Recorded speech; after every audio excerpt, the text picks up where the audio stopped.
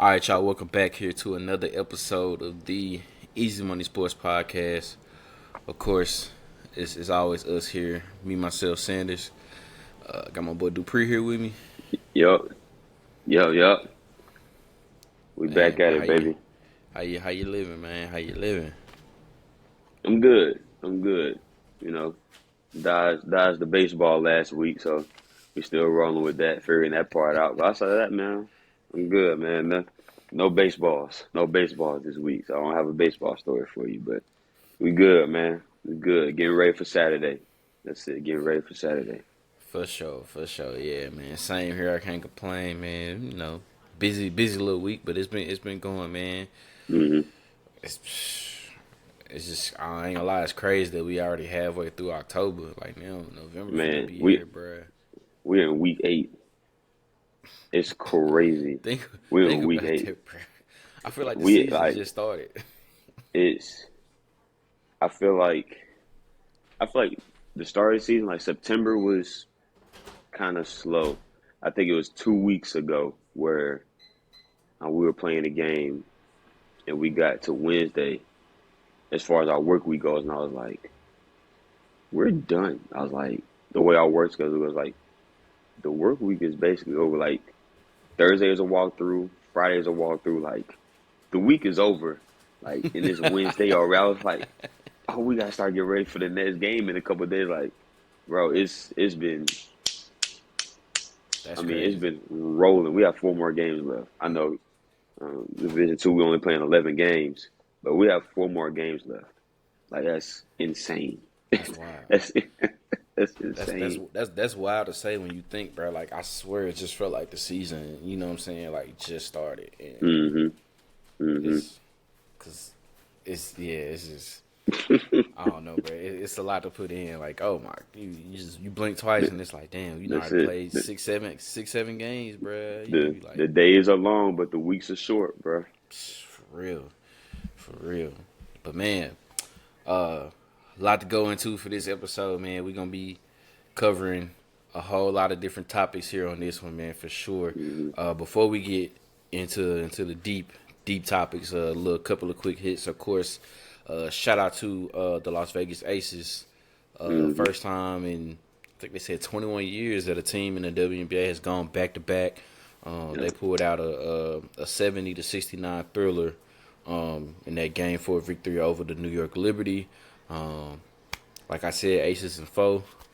Uh, it happened. They got it done 3-1. Of course, Asia Wilson, no question, named MVP for the finals. Um, and it's just crazy how the MVP of the regular season went 3 for 18 in an elimination game, man. I just, No but comment. neither here nor there. I don't have a vote. I don't have a say. So Yeah, no comment, I'm man. not. I mean, don't get me wrong. Stewie did have a great regular season and everything like that. Honestly, I still just want to know who in the world voted Asia fourth and how she ended up getting third. But that's neither here nor there. That's a whole nother. Yeah, they can handle that. It seems like her teammates are trying to figure it out too. They already asking the question, so they gonna That's figure a it out whole regardless. I nother don't. We don't have to worry about her teammates are on the chase. for They are on sure. the case right now. So That's a whole nother. And then a couple more quick hits in regards into with the WNBA with a couple of individual players. Of course, even though she didn't suit up because she kind of missed most of the second half of the season dealing with a foot injury, Candace Parker, hmm the real CP3. that's I'm chill. crazy. Let me chill. I'm No disrespect. Let me chill, man. Let me chill. too late. That's too late. Respectfully, respectfully, the real CP3. Respectfully, whatever. It is what it is. But first player in the WNBA history, only player at this moment now with hmm 3 rings with 3 different teams. Of course, her first championship came in 2016 with the LA Sparks. She won it in 2021 with the Chicago Sky, her hometown, and then of course now with the Las Vegas Aces. But she's not the only hmm person with 3 rings on that squad now. Got to give it up for the hometown legend, man, the MT legend, Alicia Clark, man. You. You know what I'm saying? Got to get rid of for the MC Legends. She got 3 rings too, man. Mm-hmm. 2 of them that she got with the Seattle Storm, and of course now this one with the Aces. So, man, big shout out to them. Um, kind of seen it even back then when you saw Candace going over to Vegas. You kind of saw it to where it was kind of sort of them versus the field. The only way that Mm-hmm. they could really get stopped is injuries, and it came close because I mean, Candace went down and Candace Parker went down and Candace Gray went down and Mm-hmm. Kaya Stokes. I mean, they lost 2 starters in the span of 48 hours, man. Like Yeah. in that series alone, so they was able to pull through, man. But shout out to the Las Vegas Aces for sure.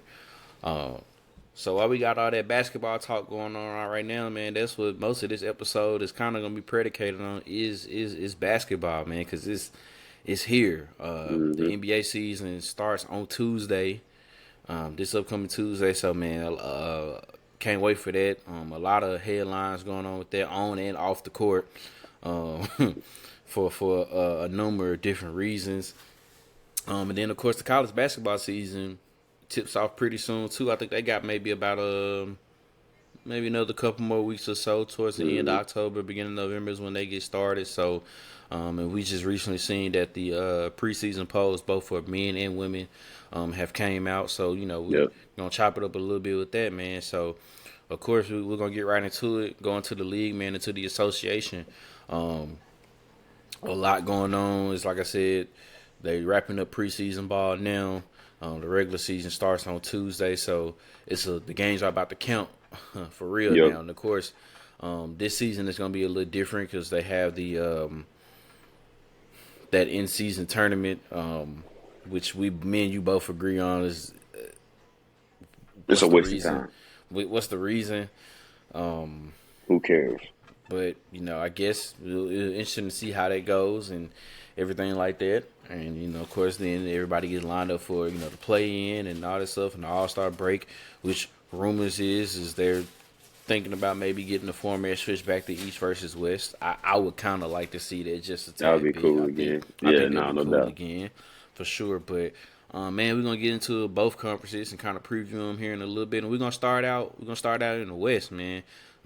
Obviously it's a a packed Yeah. conference, man, from top to bottom. A lot of good teams in the West. Of course, we got the defending champions, the Denver Nuggets. There's the Lakers. There's Golden State. I mean, so many other different teams, man. But when you look out in the Western Conference, what team or teams that you're kind of interested looking into this season? Uh, two teams that I have are two young teams. Two young teams. The first team is the Minnesota Timberwolves. They made the playoffs for the last 2 years. Signed Anthony Edwards to extension, a 5-year extension. You got Karl Anthony Towns there. They added Shake Milton as a guard.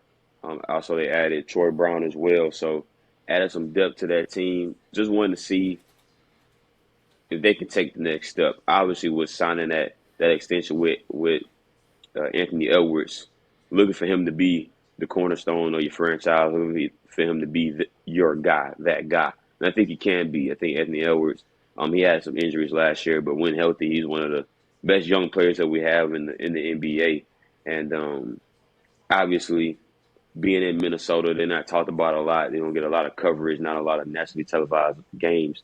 But like I said, they have made the playoffs the last 2 years, and outside of when KG was in Minnesota. I don't know how many times we could say that, at least in yours and myself, our lifetime. So they got something brewing up there. Just need to see, like I said, them take the next step. Cat was injured, Ant went down. Can they gel together? You got Rudy Gobert is there too. So I remember when that whole trade went down, I was like, how does that mesh? What does that look like with them two in the front court? Um, there were some questions. I would like to see how it looks after this year, or going into this season, having a full season to kind of going into year two of those three guys being able to gel together. I think Shake Milton is a good pickup for them, another guard that can do some things.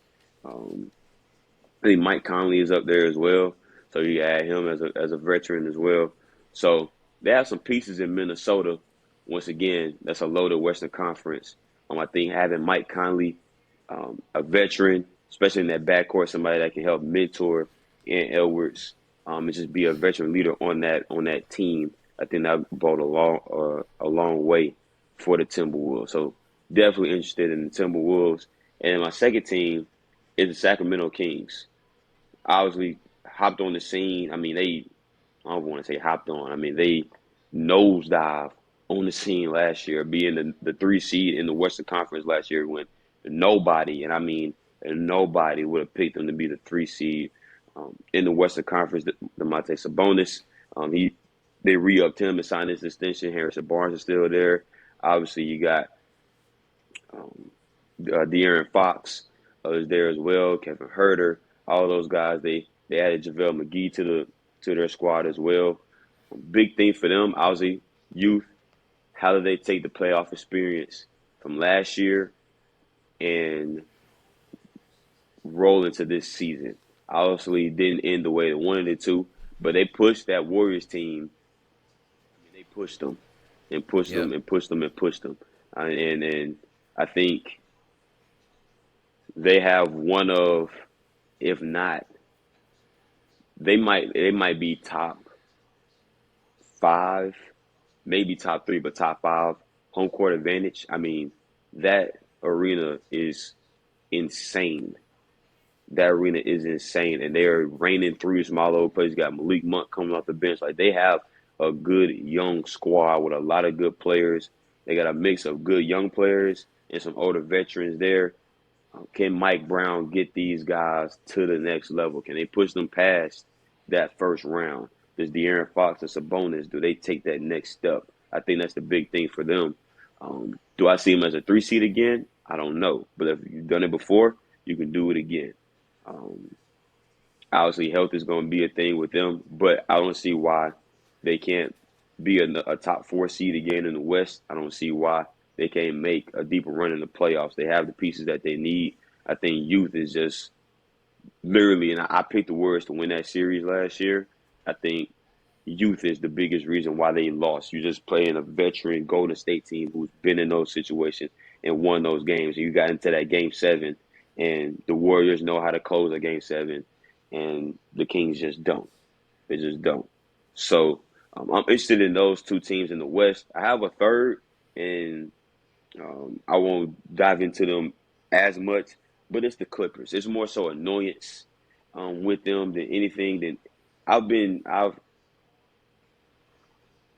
like Kawhi Leonard. I like Paul George. I like when they got together.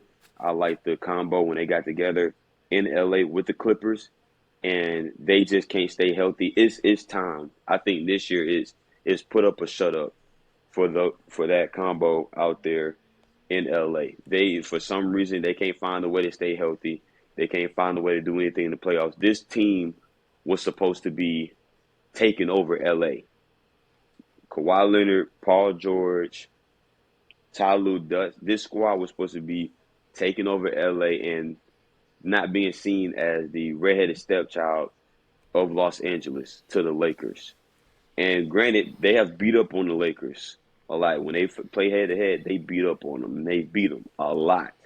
But when it counts and when it's time to get down to it, they have not gotten it done. So this year, in my opinion, is put up or shut up. I'm not saying you got to win a championship, but it's time to do something. Because if you have another year like you've had the past couple of years where no one can stay healthy, you can't make a run, you're getting bounced in the second round, it's time. We got to figure something out. Paul George got to go. Kawhi got to go. But something's got to happen. Something's got to happen. If I'm Ty Lue, obviously I like LA. I like the Clippers organization. I think we have a solid team. If we can't figure it out, you might start poking your head around and seeing what else you got out there in the league, because this just isn't working. But the Minnesota Timberwolves and the Kings, I'm looking to see what they look like as far as next step. There are a lot of good young teams in the West. There are a lot of good young teams that can make it interesting. But those two come to mind. Yeah, Sacramento is gonna be one of the teams I talked about too. But I had three on the list too. They were one, but I can replace them with another one that I had too. Um, Man, like you said, it is. It's a lot of good young teams out there in the Mm-hmm. West that's improving or caught everybody by surprise and has a chance to improve. It's just really the main thing is gonna be, which that's for every team, is health. But Mm-hmm. for me, the two teams that I'm looking at, um, the two other teams that I had on my list that I'm looking at in the West and I'm interested in is you mentioned a young team. This is another young team too who really has they really got a hell of a roster. It's just, Mm-hmm. can their guys stay healthy, and that's the New Orleans Pelicans. Yeah. I mean, obviously there's the big thing is, can Zion stay healthy on the court? Can Zion Williamson get on the court and stay healthy? Um, they got a right now they're dealing with an injury right now. Trey Murphy the third, he's gonna be out for a while with a Mm-hmm. meniscus injury, so that's kind of tough because he's part of that rotation that they have, one of the main key guys that they have, and then obviously they still got C.J. McCollum there, and then that's Brandon Ingram there. So it's just, when you naming those guys in that roster that they got, man, this should be a team who should be right there in the mix when it comes to towards the end of the season playoffs, and not even just like a play-in team. This could be one of the teams who could Mm-hmm. possibly really be one of the better teams, like in the West, man. So Yeah. that's really the main thing for them, is, can they stay healthy? Because obviously we know what struggles Zion Williamson has with standing on the court. Like I said, Trey Murphy's dealing with his injury. Even Brandon Ingram, he's had trouble staying on the court. C.J. McCollum has had history, so it's like all of those guys it's kind of almost like the Clippers, almost a little bit, but younger. It's Yeah. just like they just can't, for some reason, put it together. They all can't stay on the floor and and just put it together, man. I don't know. They could be a real dynamic team in the West, but the main key for them is they got to stay healthy, man, for sure. That's one team, and then another team I'm looking at too. This is kind of me just kind of being a homer, what I'm saying. I got to see, because this is the first time in a long time that the squad is kind of coming along, and Mm-hmm. we can kind of be in the mix in the talks of play-in playoff teams again, and that's the Oklahoma City Thunder. Yeah. Of course, everybody's big on SGA, man, on Shai Gilgeous-Alexander.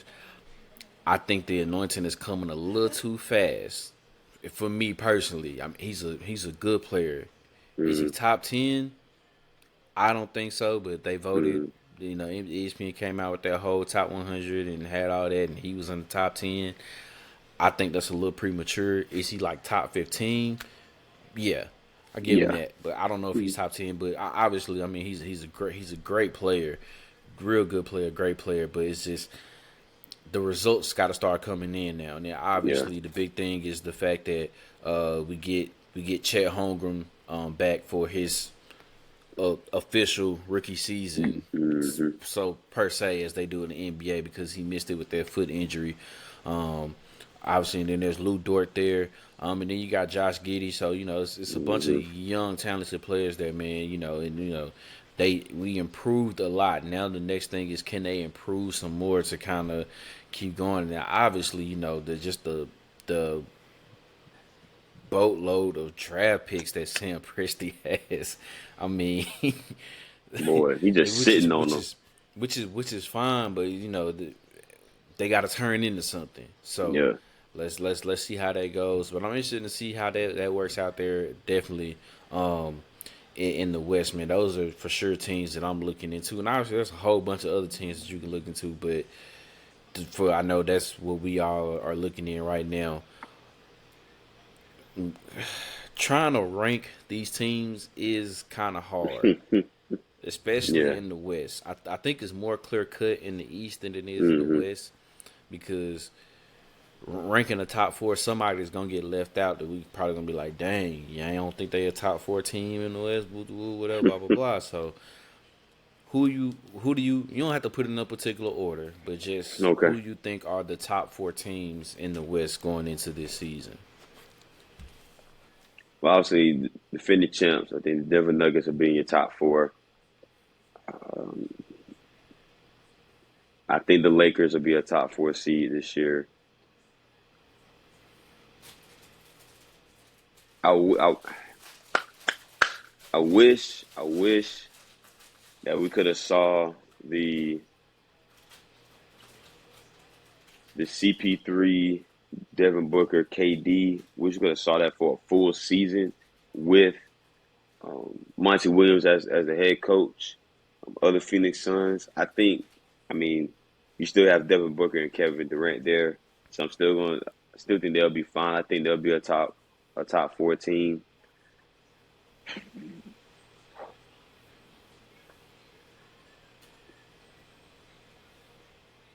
And I think I'm gonna go with the Kings. I think the Kings will be top four again. I think just when you're able to shoot as well as they're able to shoot, that travels. Just like how a run game and defense travels in football. I think being able to shoot the ball, play defense. I'm in the NBA. I think that travels. Um, I was going back and forth between them and Golden State. I'm gonna go with Sacramento. I think they'll get a top four seed as well. So Denver, LA, Lakers, Phoenix, and Sacramento. I'll go. Those are my top four. I like that. I like that. I like that. So we got a little discrepancy. I like that because I Yeah. went my four. I went with you. Got to put Denver in there, regardless. Hmm. I mean, I know like they lost a couple pieces. I know there's no Bruce Brown there and Hmm. a couple other pieces there, but I mean Murray and Jokic just still there, and I mean in the words of Ric Flair, man, in order to beat the man, you got to beat the man. So That's it. so you That's still have it. to put them. You still got to put them in as a top four seed for sure. I think Denver is Hmm. one. I got Phoenix as one too as well. I mean, it's just. I mean, you've seen the glimpses of it just in the preseason with Bill, Book, and KD is just It's tough. and and when they made that trade, obviously the thing that we got on about it was like, well, what about the depth? Well, then when you had the whole 3-team trade with Dame and Ayton and all that happened, they kind of got some more back in return. So they got a Grayson Allen, Eric Gordon. They got a Hmm. couple guys now to fill out that bench. So now there's a little bit of depth there. So it kind of makes me feel a little bit better. About the team. And then I think, of course, with Frank Vogel being the new coach, he's going to make sure that they try to get some defensive work in there because, there's some of those guys that we named aren't really, defensive prowess, but, he'll try to get it together for them to keep something going. So I got Denver, Phoenix. I went with Golden State. I'm kind of still giving them the benefit of the doubt right now. Okay. Well, not the benefit of the doubt, but more kind of like kind of giving Yeah. them kind of like that, kind of like how it was with Brady and the Patriots. It's kind of like Yeah. until something happens to where it's really You gotta slowing down. expect them. I can't knock them out yet. As much as I want to, I just really can't. Just because, I mean that you still got Stephen Clay, Draymond still gonna do what he has to do. You know what I'm saying? Now sucks that they had to, get rid of. When I don't say get rid of, but had to move on from Jordan Poole Yeah. to get him out to Washington. But just as far as cohesiveness in the locker room, they kind of had to make that. Um, Interesting to Yeah. see how well Jonathan Kuminga plays this year. They kind of need him to step up some more for Hmm. sure. Hmm. So I put Golden State there, and my last team. Um, I know people probably gonna write them off because they gonna be missing their guy, but I still think they're capable of being a top four team. I think Memphis can still be a top four Wow. team. I still think they can be a top 14. 25 games in totality sounds like a lot, and it is. Hmm. But in a way, it's kind of more so just it's a quarter of a season, and maybe I'm being naive to the fact of it just because this is John Morant that we talking about that they're missing. However, the numbers are kind of there too to kind of back it up and prove it. The track record for Memphis is still pretty good without him Hmm. in the lineup. Now, of course, the difference is there's no Tyus Jones there. He's gone to I can't remember where he went to. Is he in Washington now too? Who Is was he in that? Washington? Tyus Jones. I can't Not remember. He Tyus might be in Jones. I can't Washington. remember. I can't remember which one he is. But he backed up John Moran, so Yeah. obviously he's not there. Hmm.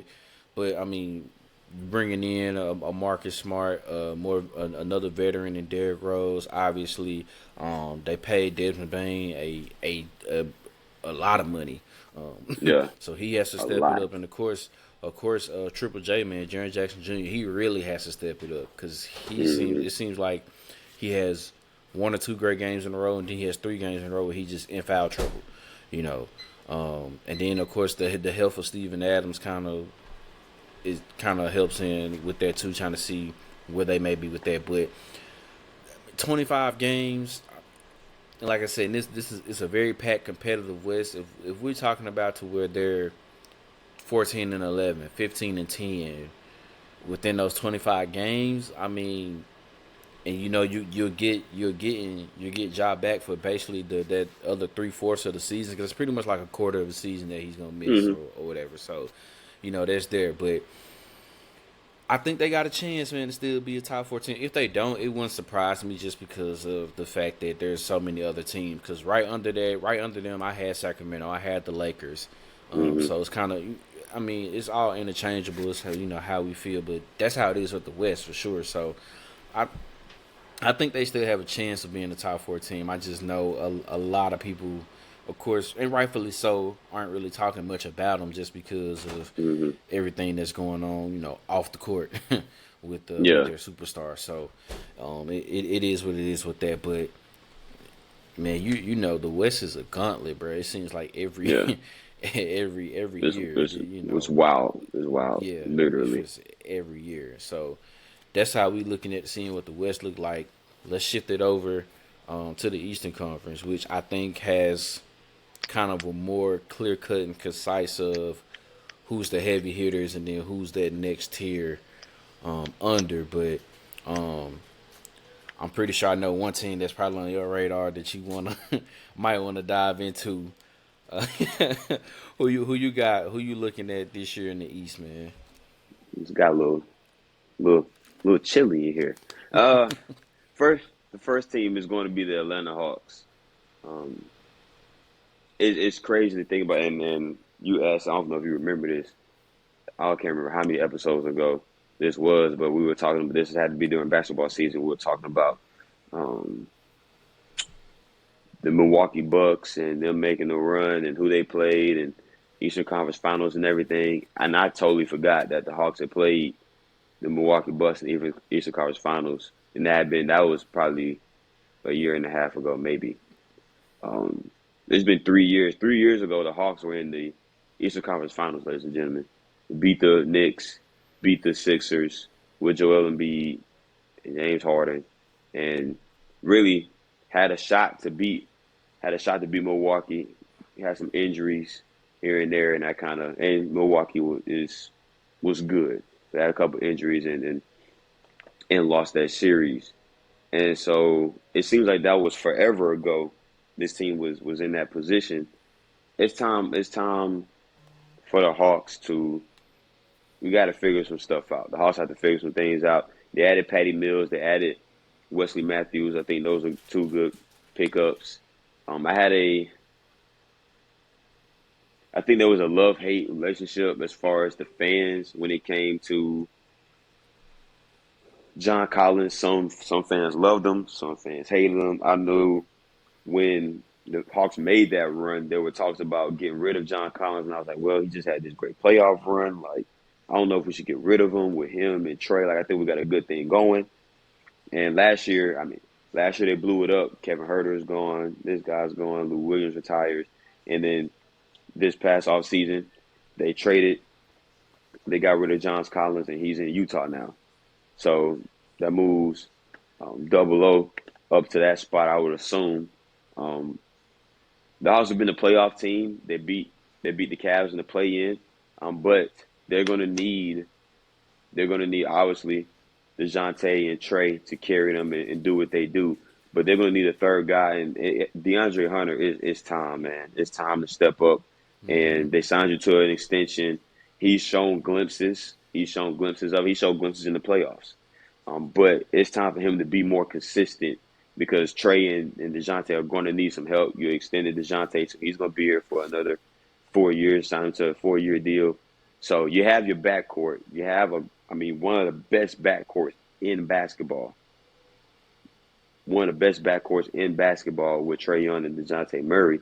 You need you need DeAndre Hunter to step up and take on a bigger role and take some load off of those two guys. He has to be able to do that. If he can't step up, I think the Hawks could struggle again. I think they'll be in the playoffs again. I think they'll make the playoffs once again. But if they're going to take the next step, they're going to need DeAndre Hunter to make some plays for them. So one is the Hawks. All right. My second team, I've kind of went back and forth on who on what other team I want to talk about. Obviously, you got some big splashes that have been made by some of the better teams in the conference. But I'm gonna stick with one of those middle of the pack teams, and I'm gonna go with the Cleveland Cavaliers. I think Cleveland is a sneaky team. They have one of the better backcourts in basketball with Donovan Mitchell and Darius Garland. I went and saw them play live while I was up there in Ohio, and Donovan Mitchell is the truth. He did my house greasy that night. But they have one of the better backcourts in the league. Evan Mobley, it's time for him to take a step. They added Max Strus. They added George's name from Philadelphia, so they got some more shooters, some guys that can play defense as well. So you add some versatility to it. Need Evan Mobley to kind of step up. He's going to be the guy that I think has to take that next step for Cleveland. Obviously, when they got Donovan Mitchell, it was Cleveland could be a serious contender now. I think the evolution of Evan Mobley can help that basketball team, but they're another one of those young squads that have some young stars, so they need those young guys to step up, make some more plays. Obviously, that playoff experience helps with them, but they're gonna need Evan Mobley to step up and make some more plays. He's in year 3 now. Donovan Mitchell is going to be the guy. Donovan Mitchell is the guy in Cleveland. But what can Evan Mobley do to help alleviate some of that? Because he's a tall guy, big guy, can shoot. He can play down low. Like, he has versatility. Year 3 now. Can we step up and take the next step? Can you go from being a young star to a star? I'm not even saying going to a superstar, but can you be an all-star? Can you be an all-star caliber player? If he's an all-star caliber player, Cleveland's going to be tough to deal with if he can be an all-star caliber player. So those two, the Hawks and the Cleveland Cavaliers. I like that. I like that with Cleveland for sure because I think in a way you got to think that it's like it's Boston, Milwaukee, and then it's a little gap. Who can be that next group of teams to kind of get in, to kind of get up in there to make their presence known. It's an opportunity for a lot of teams to do that. For me, the two teams that I'm looking at, one is one of those teams who may have a chance that can do that, who actually won a playoff series last year for the first time in I think like 10, 12 years. But that's the New York Knicks. Okay. They're pretty much running it back with everybody. They didn't have a draft pick, I don't think, in this year's draft, so no rookies were being played, no young guys are being played, which that's Coach Tibbs' thing. You know what I'm saying? He don't really care for the young guys like that. It's gonna be he's gonna let the vets do the playing. So if you're a vet and you still want to play, Tibbs is the man for you for sure. So he's got a lot of those guys. But obviously there's Jalen Brunson and Julius Randle doing their thing. To me, the guy that has to step up the most, two of them is for sure R.J. Barrett. Really, not much else to say. Yeah. He has to consistently kind of be that third guy for them. We know what Brunson can do. We know what Julius Randle can do. Can R.J. be that consistent third guy for them? You know what I'm saying, to really keep them going. You know what I'm saying? Like, we we know Julius Randle for the most part is gonna be that's a walking 20 and 10. Yeah. Almost every night, and we know Jalen Brunson, on certain nights can give you 20 plus more too, can give you 6 to 8 assists, a game and everything like that. Be that true point guard leader. Can R.J. Barrett be that guy for them to say if one of them is having an off night that he can step up and be that next go-to guy? That's Yeah. who he needs to be for sure. So, the Knicks is definitely one team that I'm looking at to see what they'll do, for sure. Just because they're pretty much bringing it back with everybody, and then got to mention the team who made it all the way from the play-in to the NBA Finals, the Miami Heat, and I'm kind Hmm. of more interested in them is just because they've been striking out on all the big name players. They tried to get Dame. They tried to get Hmm. I want to say they tried to get KD. Man, they've been missing out. Yeah. They've been striking out for sure on all the big name superstars and trying to get them there. And then on top of that, even some of the core guys that they had that made their finals run no longer there. As you mentioned Max Strus. He's now with the Cavaliers. Hmm. Gabe Vincent is out there in LA with the Lakers. So those are a couple of guys that they're missing, from their core group. But hindsight, looking at that, we're anxiously, of course, waiting on the return of Tyler Hero. So once Hmm. he's back, how that helps to get him back into their rotation. They got the young rookie out of UCLA. What's his name? Jaquez, or however you pronounce it, but yeah, Hmm. yeah, the young gun out of UCLA. So interesting to see, man. I mean, wondering just how they will rebound. Obviously making it all the way from the play in, getting into the finals. But of course, like I said, losing those core guys that they had that were important to their run. But getting Tyler Hero back to see how he is. Of course, Jimmy Butler. Hmm. Um, I hope he goes back to his regular hairstyle. Cause I don't know. He is funny, man. He is funny. dude, dude, yo, Jimmy Butler Jimmy is Butler hilarious. is unintentionally might be one of the more funnier dudes, bro, in Hilarious. the When I saw that NBA, everybody was bro. tripping off it, I couldn't do nothing but laugh. It was so I funny. was like, Cause that's just like yo, when he had the it's just like when he had the implants, the the locks, dread. with the Yeah, he had the dreads. lock. Man, that was funny too. He's gonna do something like that every year. That was hilarious. I gotta stay in character. All that. That was funny to me. Yo, That was funny to me. I If he was go out tripping there for with if sure. he go out there and play with a perm boy, it's gonna be, bruh. Oh my gosh, Yo, it's funny. man, He's I'm funny, man, telling you, and he I'm doesn't telling care. you, He's like, that whatever. is I'm gonna do what I'm gonna do. That's it. for Deal sure. with it. I was tripping off that for sure, man. But yeah, for me, yeah, the New York Knicks, the Miami Heat, teams that obviously, that I'm kind of interested in looking at to see out there in the East, as far as the underrated teams. I tried, like I said, Hmm. you got the bigger teams that you mentioned out there, but trying to go underrated. So clearly, when we mention it here for us top four in the East, we know two of them is Boston and Milwaukee. No doubt. No doubt. Who is it? Who do you have that could possibly be after them? The first team I would say is Philly. I just don't know what's going on with James Harden. Can I trust? And granted, rumors have been he showed up to training. He showed up and he's been working He out on and that he's been again. fine. Yeah, Yeah. I just don't. With James Harden potentially kind of wavering, I don't know if I can put them in it. If James Harden is in, I will put Philly in. But because I don't know, I can't put Philly in. So Milwaukee, Boston. I think the Knicks will be a top four seed again. So I'll go with the New York Knicks.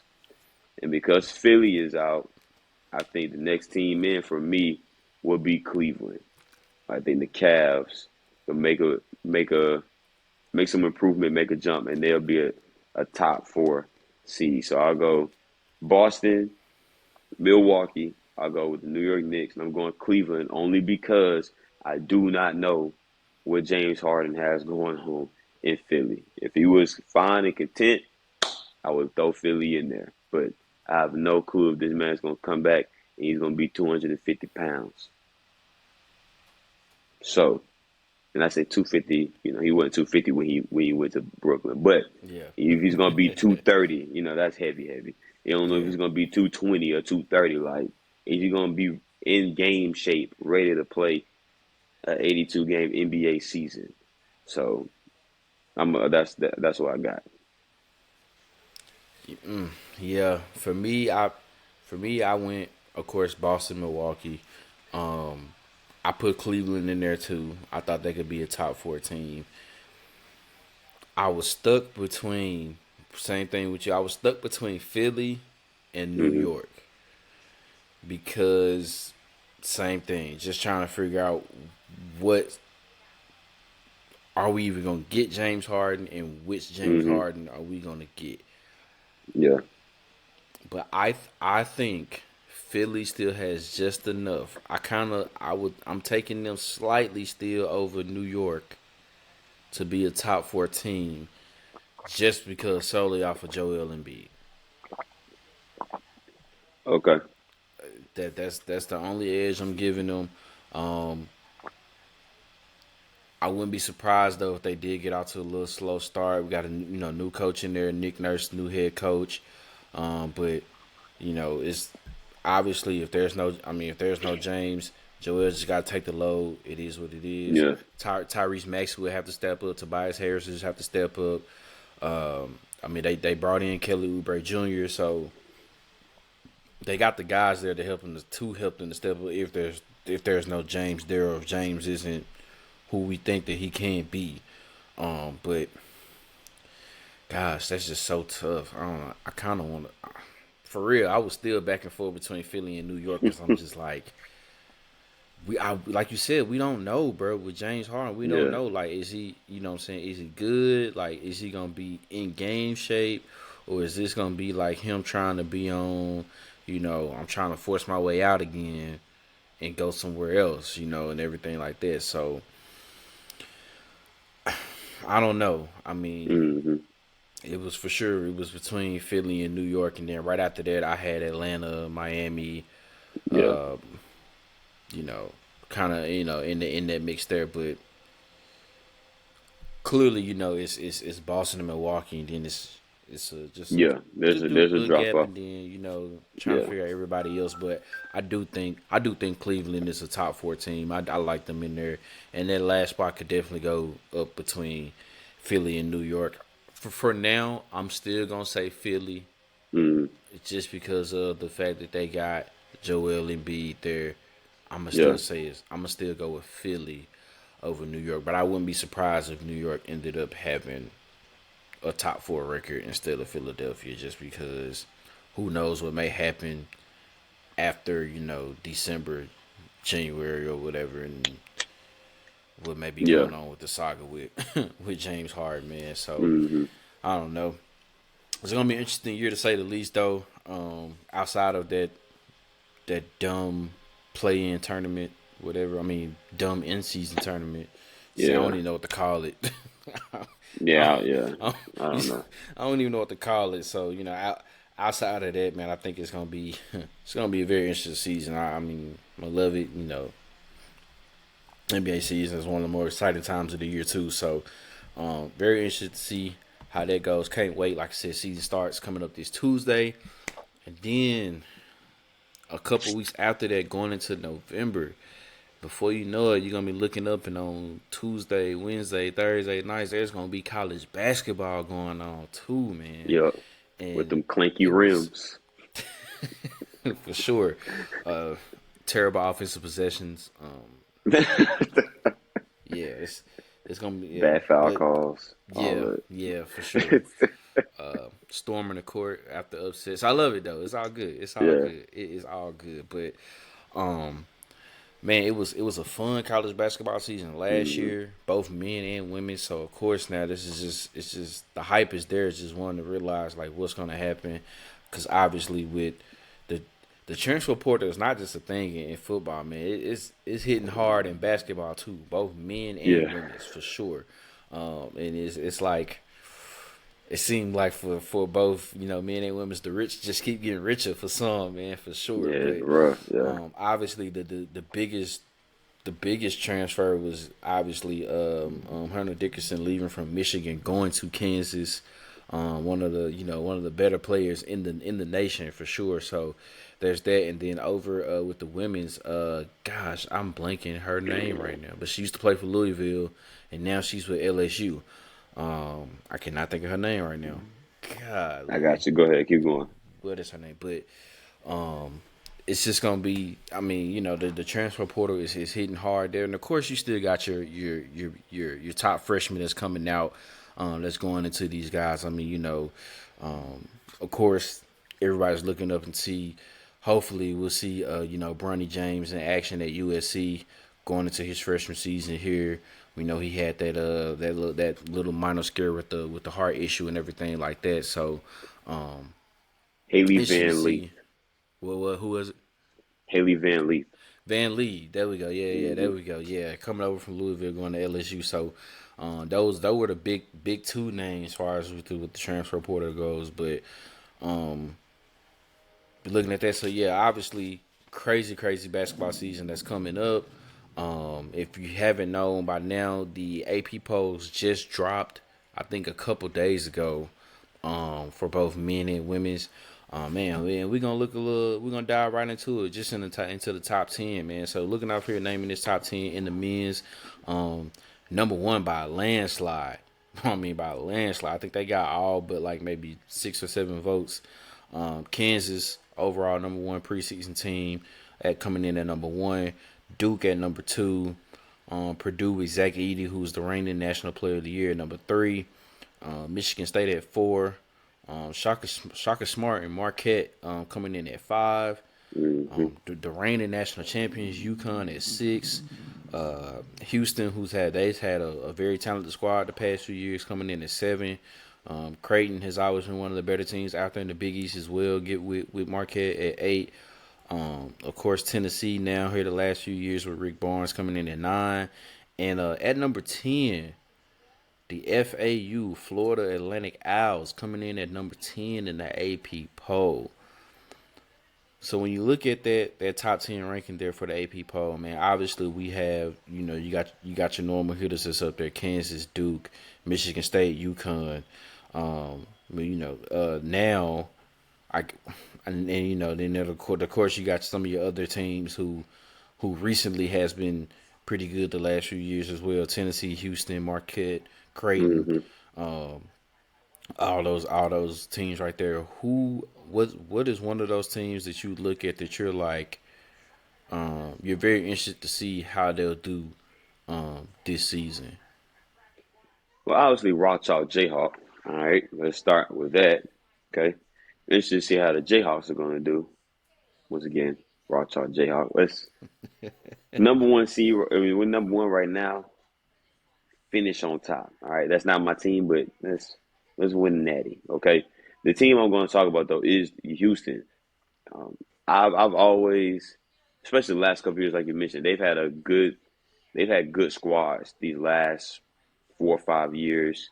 Senior ladies, as guys all over the place that can play some basketball. Excuse me, that can play a lot of basketball. Um, they're moving to the Big 12. The Big 12 is going to be competitive. Texas, you have some of the other teams like the Big 12 is a competitive league when it comes to basketball. Texas and Baylor and Kansas and Kansas State. Like you have a lot of good basketball played in the Big 12. What does Houston? Where do they fall? What does it look like? What does it look like with them being in the Big 12 now, where the Big East was definitely some good basketball. Not the Big, excuse me, the AAC, excuse me. The AAC definitely has some solid basketball, but you're step into a gauntlet now. Step into a gauntlet now. We step into the Big 12. So them being at seven, I think there's a lot of respect there. Obviously, they're putting on the Houston Cougars, but I'm interested to see what they look like going into conference play. when they have to play Texas or Baylor or Kansas State, when they have to go and play these squads? How do they match up versus those teams? That's going to be that's going to be what's most interesting to me is how does Houston match up with those teams. I think if they can match up with them well, it bodes well for them going into postseason play. I'm not saying they got to be undefeated. I'm not saying they have to beat all those teams twice. But if they can beat them here and there, once on the road, or get one at home, whatever it might be, whatever it looks like, they can play well against those top teams in that conference. I think you can see a positive outlook going into conference tournament time and March Madness. But I'm gonna stop because I want to hear what you have to say and who your team is. Uh, I ain't gonna lie. The team that I'm interested in looking into actually is Michigan State. Um, of course, led by Tom Izzo. He's been there for forever. Mm-hmm. And year in and year out, they always seem like they're one of those teams who can catch fire and make a deep run in the tournament, or Mm-hmm. not live up to the hype that they normally live up to, far as up there in East Lansing, Michigan State. But they should be pretty good this year. I mean, they made a run to the Sweet 16 last year, lost to a very good Kansas State team. Mm-hmm. Um, Yeah. Returning back four starters, with one of the guys being Tyson Walker, who was their leading scorer, 15 points a game. Um, Probably one of the better, deeper rosters that the coach Izzo has had in a while too. Because not only with the four starters returning, he still got a good portion of reserves that he kept from last year too. So three or four guys is there in the rotation. So pretty deep team there. But of course, obviously they are playing in one of the top two leagues in Mm-hmm. college basketball as well. You talk about the Big 12, the Big 10 is no slouch. I mean, Yeah. there's Purdue, there's Michigan State. You can't rule out Michigan because they're there. Ohio Mm-hmm. State have their times every now and again.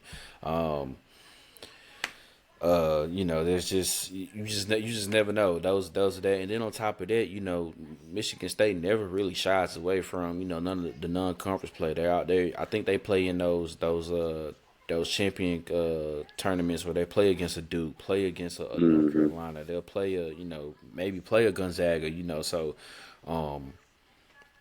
interesting to see where Michigan State goes this season for sure. Obviously those matchups against Purdue is going to be interesting to see Oh for yeah. sure. Um, I'm pretty sure. I think I want to say they may do. I think the Big 12 and Big 10 is doing a challenge. I know the SEC and the ACC is, but I'm not sure Okay. It if might be they Big are. 12, Big 10 this year. More than likely they're going to play. More than likely they're going to play somebody who is going to give them some stuff. But obviously, yeah, Mm-hmm. I mean, third game of the year they got Duke in the Champions Classic. I mean, playing a top 10, top 12 ranked Arizona early in November. I mean, obviously, going up against Baylor in December. So I mean, like I said, yeah, Michigan State plays a lot of tough non-conference games, man. And then of course within the conference, I mean, like I said, there's Ohio State have the years, Illinois, Yeah. Purdue, Michigan. Yeah. So it's never easy for sure. So interesting to see how their season might go. Now, is there anybody that you see in that top 10 that you're kind of like, I don't know about you yet, or you might be ranked a little too high or too low? I got somebody, but I'm gonna wait. I'm gonna Yeah. hold off on them. I'm not. I'm not. I'm not sure, man. The one team maybe I would say is maybe Marquette. Maybe maybe a little too high. Um, I think UConn could be a little higher. I would. I mean, and I don't know how much lower I would take Marquette. I don't know how much higher I would take UConn. Maybe if you're talking about just switching them, it's like how much of an issue do you have? I don't know if I really have an issue. Um, I know the issue that you have, and I agree with you, but I want to hear you go at it. So I would say maybe one of those teams, but I think they got it right for the most part outside of what you're about to get into. So For me, it's FAU, man. It's Florida Atlantic. I mean, I get why they're ranked in the top 10. They're literally bringing everybody back from the Final Four run. Hmm. It like literally nobody, everybody is back for the Yeah. most part. They didn't lose anybody, so I get it. But I mean, they went 31-3 in the regular season, going playing in Conference USA. They're in the American now. Granted, they did themselves a favor knowing that Houston isn't there anymore with them going to the Big 12, but that's still playing Memphis, playing Cincinnati. Oh no, I'm sorry, Hmm. no, Cincinnati's in the Big 12 now too. So Mid yeah, see 12 now. Yeah. they got lucky with Cincinnati and Houston being gone, but there's Memphis still there. There's a couple other teams they might have to play every now and again. So I mean, granted, the American not is as deep as it was. Obviously, losing the flair of Houston and Cincinnati being gone, but playing that Memphis is for sure going to be the best conference team that they're going to play out. Oh yeah. Them playing in Conference USA. Don't get me wrong. I mean, the only real couple teams they might have had to deal with was an okay, Louisiana Tech team, or every Hmm. now and again Western Kentucky would come, with a decent basketball team, and then of course, MTSU was kind of in the Yeah. mix They're the last sometimes. team to So beat them. They're the last team to yeah, beat them which is the before. last team to beat them before they lost in the Final Four to was it Hmm. to UConn or Yeah. yeah to UConn. So it's just interesting to see, but you know I don't know, man. I think like I said, I get it. Everybody returning back. Why would you? How would you not put them up there? But I just feel like I don't know. Maybe you could. I thought maybe you might have could have put Gonzaga in that top 10, or Yeah. maybe maybe Arizona, or whatever. But I mean, I'm not hating on them. I hope they do well, man. I'm not mad at it. I'm just Yeah. I'm not sure. We'll see. Yeah. Yeah, That's it. I'm not sure, man. So we'll see how obviously the men's basketball season will go. And then look over there to the women's, man. It's crazy. They had that crazy tournament themselves last year. Me personally, I like the women's tournament than I did more than I did the men's tournament last season. I can't even There was a lie lot. to There you. was definitely the storylines are definitely there were definitely more storylines. Yeah, I was there, man. I was locked in. But looking at the top 10 rankings here for the preseason polls and the women's side of it here. Of course, defending reigning national champions LSU. I want to say they got all but one first place vote. Mm. UConn comes in at number 2. Iowa led by Caitlin Clark in at number 3. UCLA at 4. Utah at 5. Coach Staley and those girls down at South Carolina at number 6. Ohio State at 7. Virginia Tech, who had a very impressive run last season, at number 8. Indiana at number 9, and then Notre Dame rounds out the top 10 for the women's AP poll there. Man, what's one team that you see on that list, man, that you kind of looking forward to for this season? First off, just like the Miz, Coach Staley get them right down there in Columbia. But the team I am interested in is going to be UConn. Everybody's talking about LSU. I'm gonna let you know. I'm gonna let you know. We hear that, UConn, yeah. I UConn is gonna be I tough. think this might be. I think this might be a revenge season for UConn, bro. Like I know Angel Reese, Caitlin Clark, and Van Leeth is there now, and Yeah, man, UConn is gonna be. UConn is gonna be tough this year. All the injuries that they had last year, they getting all those girls back. The best player being hurt, she was out for the season. I can't even think of. Her name is slipping me right now. Paige Um, Buckers. Paige Yep. Bucket. Yeah, she's back. She's a kid. Like UConn, the UConn Huskies. I mean, they legit have a chance for the men's and women's to both win the national championship this year. And that's with Angel Reese and Van Leaf and Caitlin Clark. And you still got South Carolina. And UConn is going to be a tough out. I guess UConn to be undefeated. I'll put UConn to be undefeated going into the tournament. As long as they stay healthy, UConn to be undefeated. I don't know what their schedule looks like.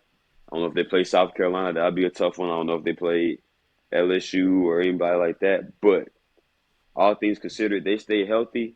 I can see them being undefeated going into the NCAA tournament for sure. They got so right off the bat in November they play 2 ranked teams. They play 14th ranked Maryland, Mm-hmm. 4th ranked UCLA. So they'll be big. Okay. They'll be big. They got Texas on the schedule, North Carolina, Louisville. These are all ranked teams that they got playing before they go into conference play. They do play South Carolina. Match up with Notre Dame. Yep. They play South Carolina in February. February? Okay. Yeah. So I mean, that's a little later in the year. Yeah. I'm right there with you. For me, it was UConn all the way. Like I said, I get it. I get it. LSU reigning national champs, Angel Reese, Caitlin Clark, and Iowa, and UCLA got a squad, and of course, Coach Taylor down there with her ladies down there in South Carolina. I feel like nobody has said anything about UConn, and that is scary. That is scary. But I was doing research on this, right? And you gotta think, bro. Last year, missing their top player with Paige Buckers, and the other top player, AZ Fudge, she missed pretty much the first 2 months of the season and got back to start playing towards the end of the year. They went 31-6 and went to the tournament and lost in the Sweet 16. And they said that was the worst postseason that they've had since 2006. The Sweet 16 was the worst.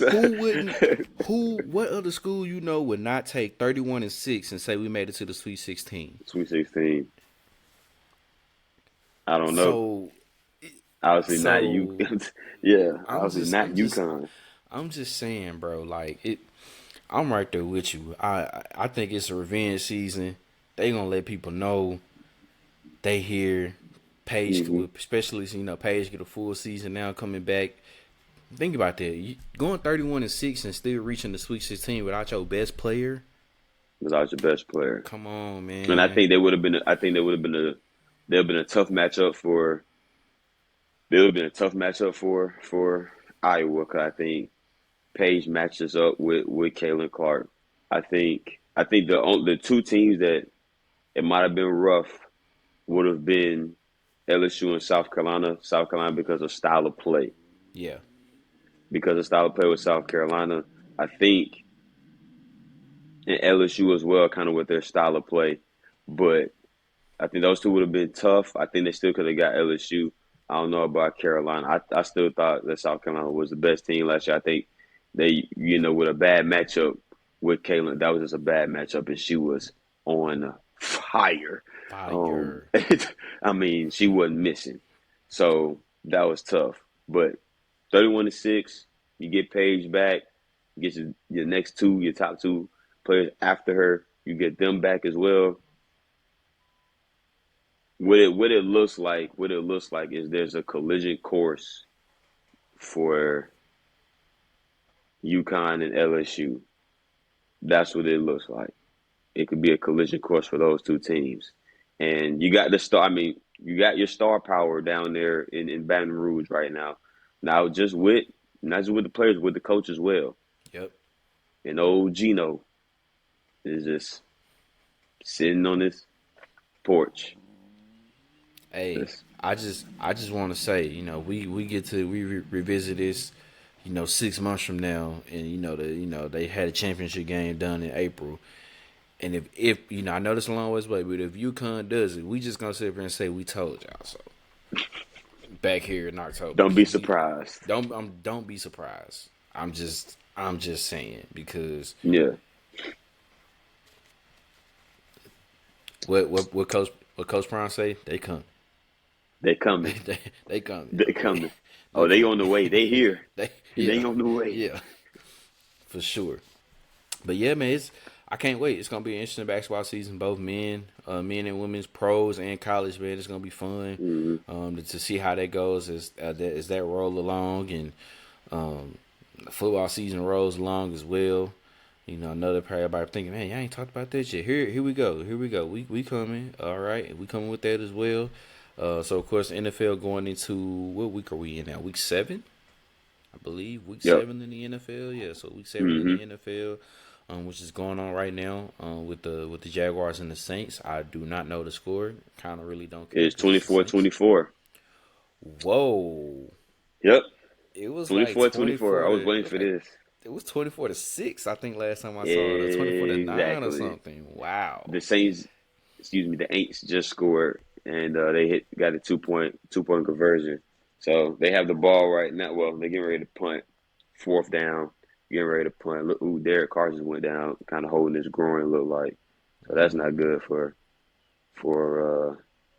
that team down in Nolens.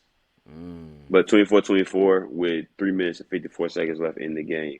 The Jacksonville Jaguars are getting ready to get the ball back. wow.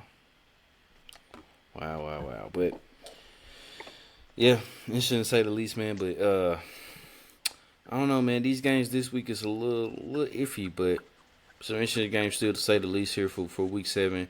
We just gonna go right into the pickings, man, because it's kind of quiet right now as far as headlines right now in Mm-hmm. the NFL. Nothing too much going on, so we just go right into the pickums. So the first game we got on tap here, we're gonna go with a very interesting game between the Detroit Lions and the Baltimore Ravens. Mm-hmm. The Lions, man, on fire right now. Outside of that week 2 loss, they've won every game, got one of the better records in the NFL. And then of course going up against the Baltimore Ravens, who kind of still struggled a little bit, but did just enough out there in London to take care of the Titans. Man, who you got in this one between the Lions and the Ravens?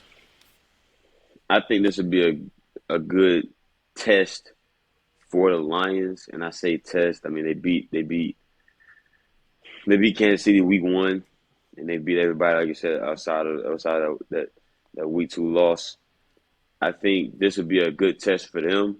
I think they'll gain more respect if they get this win versus a team who a lot of people think could win that division and potentially make a run in the Baltimore Ravens. This is one of the teams who over the past 4 years has been thought about as one of the better teams in the NFL. So if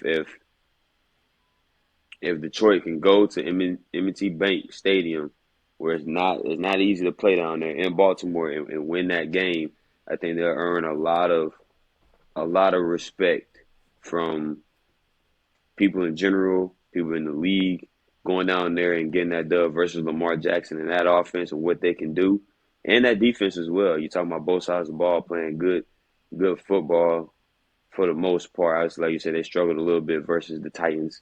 Um, but Baltimore is Baltimore. They're going to line up. They're going to run the ball. They're going to play defense. John Harbaugh's going to have those guys ready to play ball. I'm going to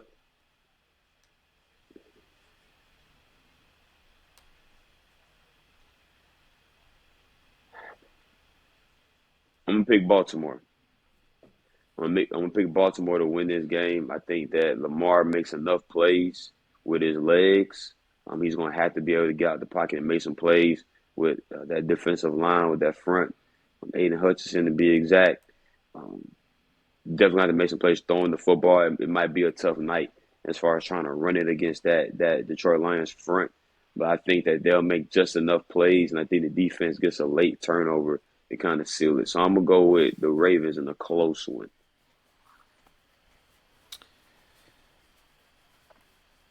I was kind of going back and forth on this one. I initially thought about picking Detroit, thinking that they could go ahead and shock everybody and keep the streak going. But the fact that they're not going to have no David Montgomery, Hmm. I mean, they're getting Jameer Gibbs back, but a rookie running back going up against that Baltimore defense. I like the Ravens defense a little bit better. Hmm.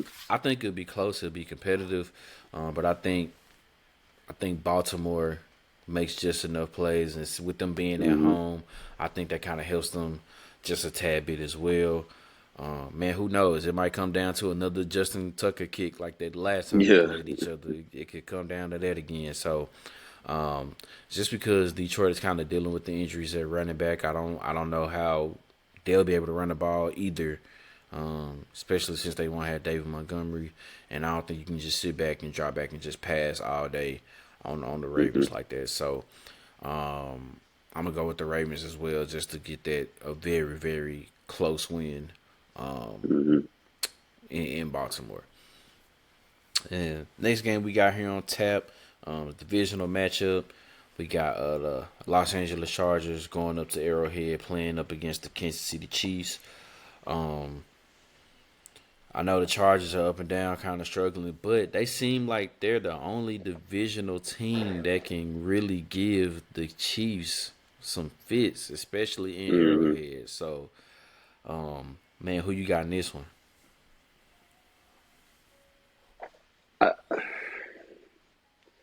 The Chargers now to this point are becoming like the Indianapolis Colts from a couple years ago for me, where it was like every year I'm like Indianapolis is gonna make a run. Indianapolis is gonna do something. Indy. Then I cut them off, cut their water off. The Chargers, man. I mean, you got your quarterback, you got these receivers, you got these dudes on defense. Like they have the pieces to get it done, and they just have not been able to. I think it's time for Brandon Staley to get out, to get out of that organization. No longer the head coach. Finito, done, gone. That reason I'm picking the Chiefs. I just don't see. I just don't.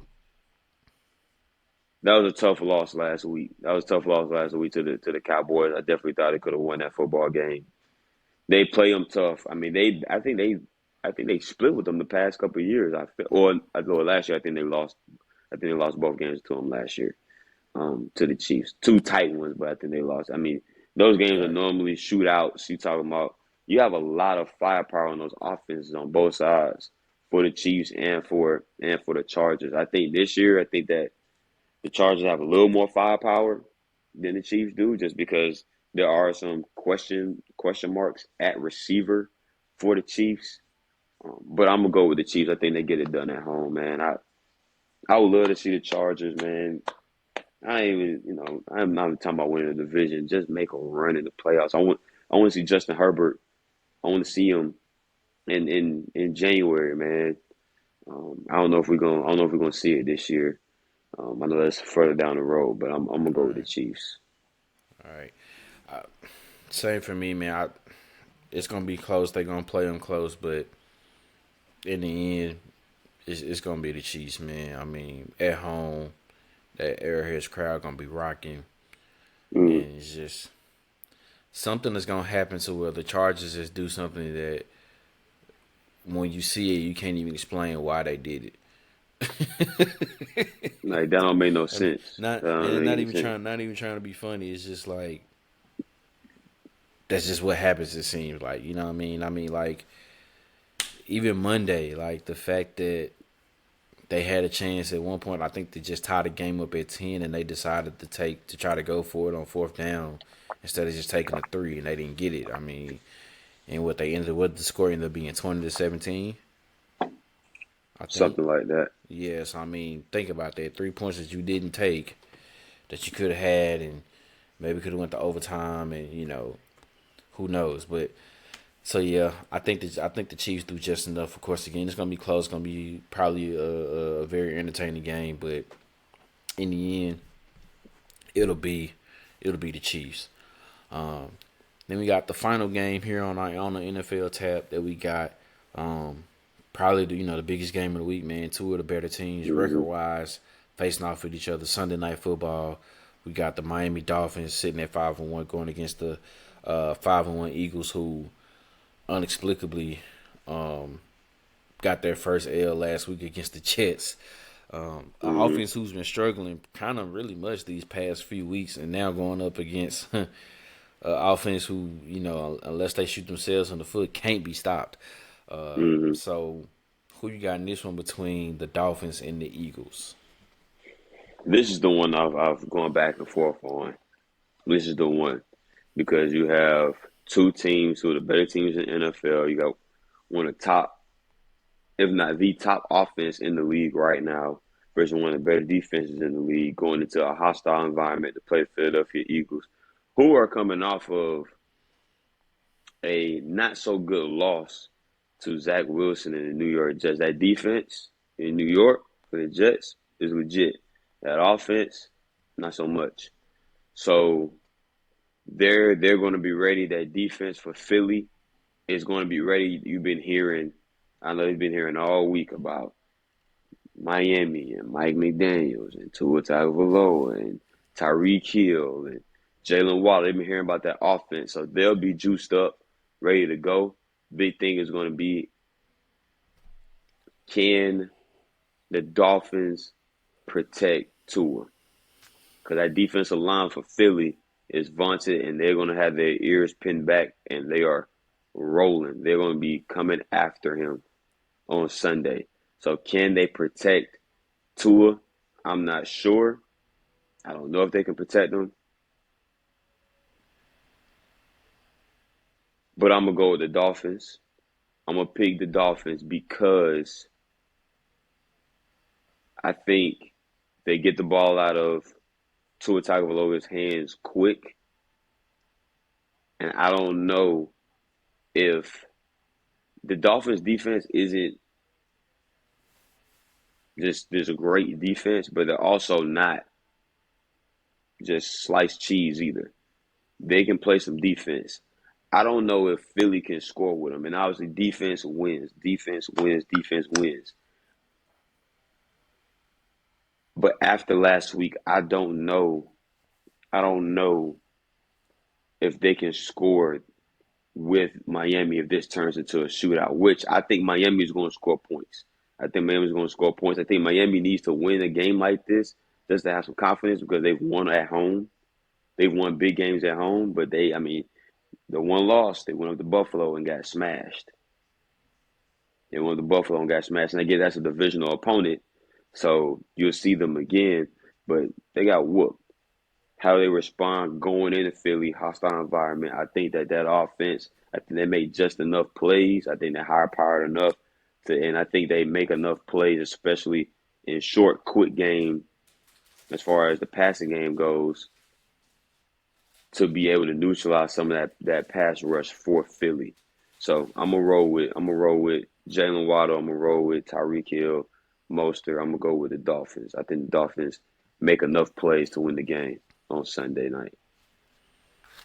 Nah, for sure. I think I'm right there with you actually. I wanted to go with the Eagles. I wanted to go with the Eagles. I was thinking that they would rebound, but and you talk about the Eagles defense and how they are, especially with the pass rush and everything like that. I think this may have a chance to be a Raheem Mostert game. I Mm, think they know that, hey, we got to stop the pass, make sure Tyreek ain't going deep, make sure Waddle ain't going across the middle or whatever, woo woo. And I think they find a way to where, I mean, like you said, the quick game will probably be there. That's probably what they're going to try to start off with.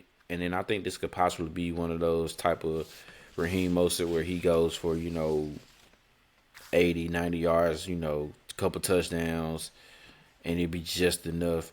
And mm-hmm, I think the problem is with the Eagles is just like they have a chance to make the explosive plays, but they just haven't done it enough mm-hmm. compared to like last season. They just hadn't done it enough. So I don't know what their problem is, and I mean, hopefully they get it going. But Yeah, I'm going with the Dolphins too. They I think they need this more than the Eagles do I because agree. if the Eagles lose again, it is what it is. But they'll probably run away with the division. I don't say run away, but they'll probably end up maybe still winning the division. They'll beat Dallas and do what they got to do, and whatever. But if Miami wants to take that next step, they got to win a game like this for sure Mm-hmm. on the road. Because like you said, the last time we saw them in a big game on the road against Buffalo, albeit yes a divisional opponent, it didn't look good. So I Mm-hmm. know they definitely want to have a better performance than they did the last time. So I'm gonna go with Miami too. I think they get it done. I mean,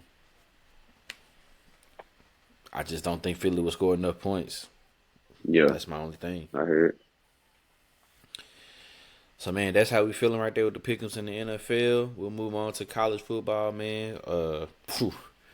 It's some heavy hitter games this weekend for sure. It's some heavy hitters, man. Oh First yeah. game, first game we'll start off out on tap is we'll go out west. We'll go to the Pac-12. Um, this is pretty much an elimination game right here for sure as well. Whoever gets this has their second loss, and they kind of pretty much are out of it.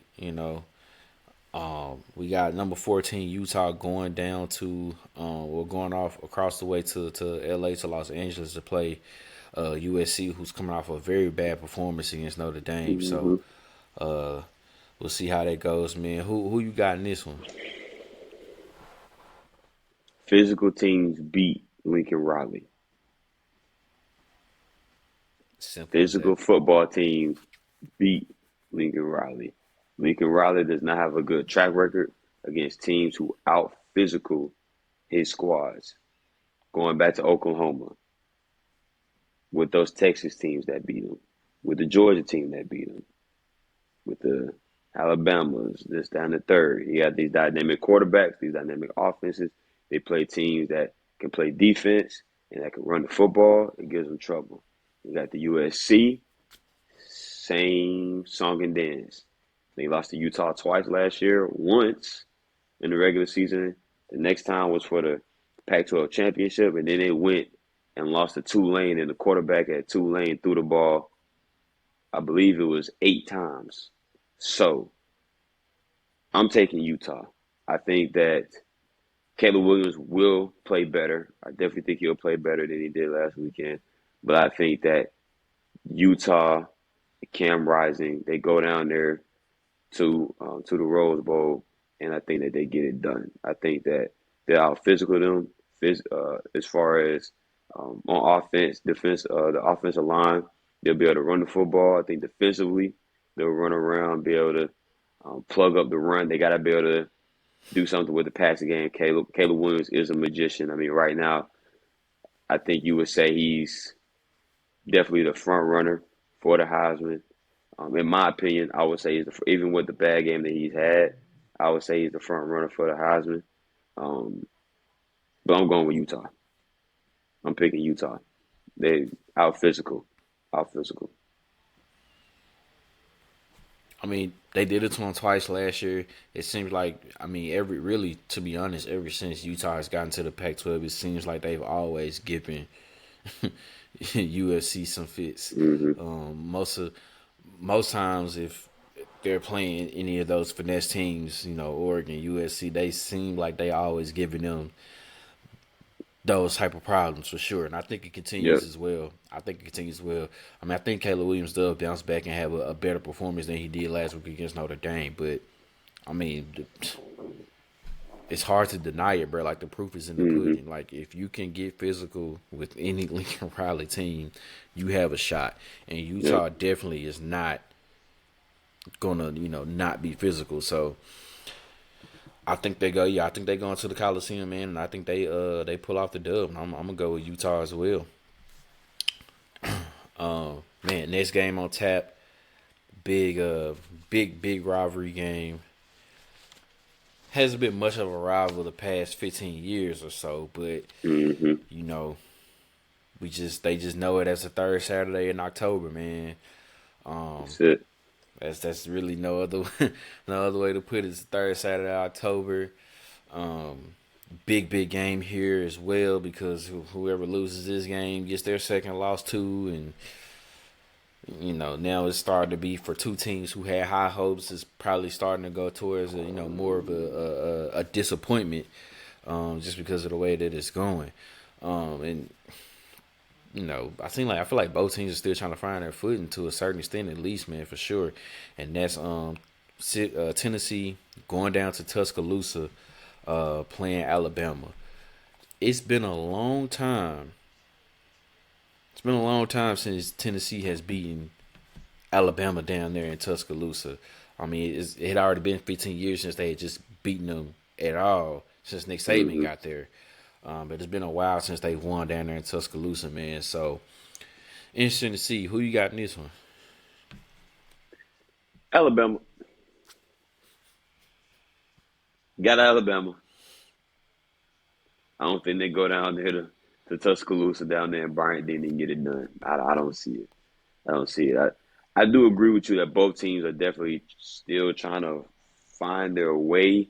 I think, and to be honest, I think that's the SEC in general right now. I know um, Bruce brought it up in our group message earlier this week, or sometime last week. It was like the SEC is just kind of like everybody. You got good football teams, but it's like you got slip ups here and there, and you got games that kind of scratch your head. Like, how was that close, or how did you lose this one, or what's going on here or there? So, um, I think Alabama is definitely one of those teams that's trying to find their footing.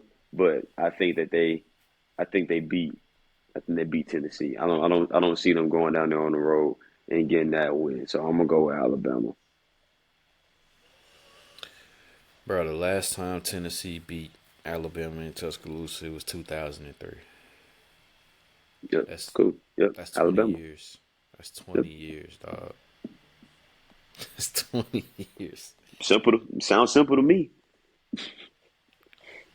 Just, I mean, it's kind of just like it's kind of just like with Tennessee playing Florida, man. I just feel like when it comes down to go down there to that area, man, that place, that Hmm. stadium, I don't know what it is. It's just they just and they're a talented team. They're talented enough to Oh probably get yeah. it done. But I'm going with Alabama as well. I think that streak continues. They'll light up the cigars this year. Um, it'll be close.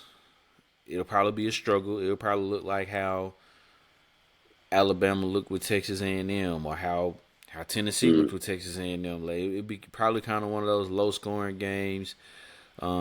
Not as many points as you think, but probably the first team to get the 21, I think, has the best chance of pulling off the victory. And I think it'll be I think it'll be Alabama. I think they remember what happened last year, how they pretty much probably had them beat last year too, but Hmm. a couple plays here and there just didn't go their way. Everybody storming the field and the goalposts getting taken out of Neyland and going into the Man. Tennessee River. I don't think they've forgotten about any of that. So I'm gonna roll with Alabama as well. Man, hey, then we got the game of the week. First game probably when you wake up to go watch when you get done, man, after you done ate your breakfast and everything, and you check your watch, and if you're on the East Coast it's noon, and if you're in the Central Time it's 11 a.m. You up and running. We got number 6. Or is it number 6? Number 6? It doesn't matter. Penn State, Ohio State in Columbus. Man, it's always a crazy game between these two. It seems like it always comes down to one or two plays, year in and year out. I think I know who you going with, but I'ma still ask anyway. Who you rolling with in this one? Are you ready? Yeah, I'm ready. Are you ready? I'm ready. Eli, are you ready? Saturday is the day where it all ends. Where it all ends. Saturday is the day. I'm gonna let you know. I'm gonna let you know something right now. I'm taking Penn State. Anybody that knows me, all right, that's my second favorite team right there. Is the Penn State Nittany Lions. All right. At defense right now in Penn State, giving up 72 yards rushing a game, giving up 121 passing yards a game. Balanced on offense, 223 through the air, 203 on the ground. All right, now you got to deal with Marvin Harrison. Got to deal with Marvin Harrison Jr. All right, but we got two cornerbacks that should be able to match up, and they're gonna be up for the challenge. All right, they're gonna be up for the challenge. Okay, to to deal with Marvin Harrison. You got some other receivers there as well. All right, but they're missing, if I'm not mistaken, they're missing Emeka Obuka, if I'm not mistaken. I believe they're gonna be Okay. missing him this week. All right, at least last week he was hurt or something like that. So he might still be down. I'm not sure. Regardless, he could be playing. He could be playing on Saturday. All right. Drew Aller, I've seen him in person when I was working in Ohio. I worked with a trainer up there. And he was one of the quarterbacks that worked with the quarterback trainer that we collaborated with. The boy's arm is live. The boy's arm is live. Penn State all day. Eli, that's your boy. I'm gonna be in the group on Saturday. Oh, I'm gonna be in the group on Saturday. I know Eli's sweating. He's sweating. He might seem like he's confident right now. You see, he ain't said nothing all week about the game. He ain't said nothing all week. He ain't said nothing all week. It's Thursday. He ain't said nothing all week. I've just been sitting back, chilling, leaving it alone. It's been a minute. It's been a minute. Like you say, you had some good games. Last year, at home, Penn State had them on the ropes, and Ohio State made some plays on defense and got the W last year. It's been a minute, been a couple years since Penn State has beat Ohio State. Saturday, we are.